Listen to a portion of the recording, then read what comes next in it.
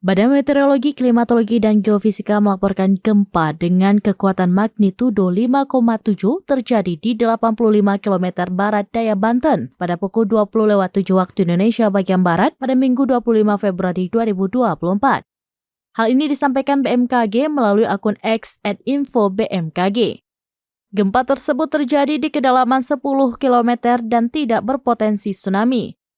Gempa tersebut juga dirasakan hingga Cilacap, Serang, Panimbang, Cigelis, Lembang, Bandung, dan sekitarnya.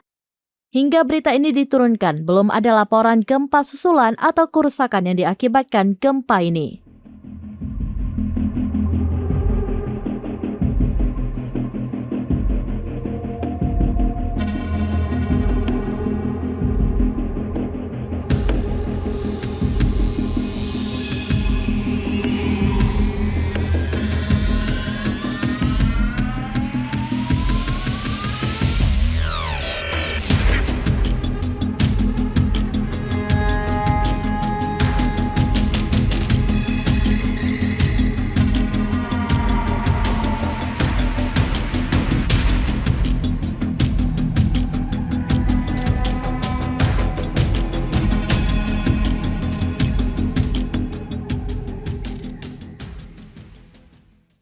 Download Tribun X sekarang, menghadirkan lokal menjadi Indonesia.